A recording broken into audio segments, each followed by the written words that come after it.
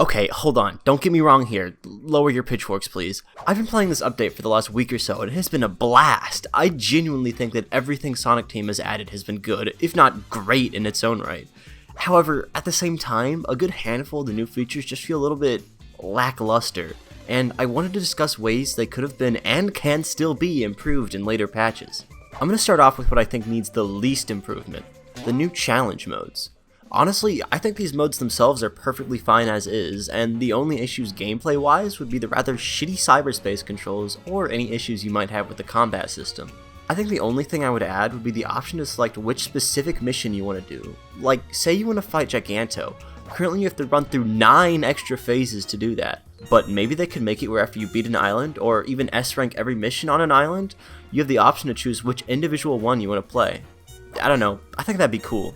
The next main feature we have is Photo Mode. This feature has definitely been my favorite out of the update by far. It is so much fun to pull off cool poses and find beautiful landscape shots on the map. Like, alright Photo Mode, show me this guy's balls. However, I will say the mode is fairly bare bones compared to almost every other photo mode I've ever seen. Most of the filters kinda fucking suck. I only ever find myself using 3 of them. So, first off, add more interesting filters.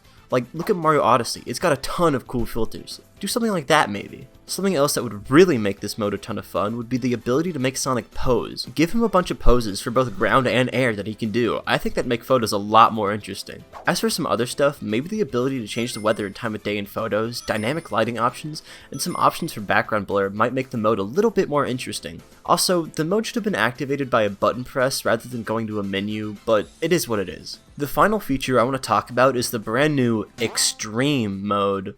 To be completely honest, so far I've been a bit underwhelmed by this mode. I like the idea of a no-hit mode, but I think the game actually needs to be a bit more challenging to go along with that. The enemies, at least from my experience so far, have been no harder to defeat than they were in hard mode. They should have given them extra health and made them at least a bit more aggressive, that way the game would actually be much more challenging. I could be completely wrong about this though, maybe they actually did do all that, and my insane gamer skill just makes everything easy for me. I don't know. Also, I haven't beaten the mode yet, so maybe it just gets better. Also, there being no reward of any form for going out of your way and beating Extreme mode is very disappointing. At the very least, give us a new achievement or put one of those little badges on the home screen like they did for the other new modes. And that's honestly all I've got. Despite its issues, the first Sonic Frontiers update was honestly really good, and like I said earlier, I've thoroughly enjoyed all of its new features. The jukebox and quality of life changes are great, and everything that I've complained about can still easily be enjoyed. Subscribing, following me on Twitter, and watching more of my videos can also be easily enjoyed. So if you like enjoying things, you should totally do that too. Yeah!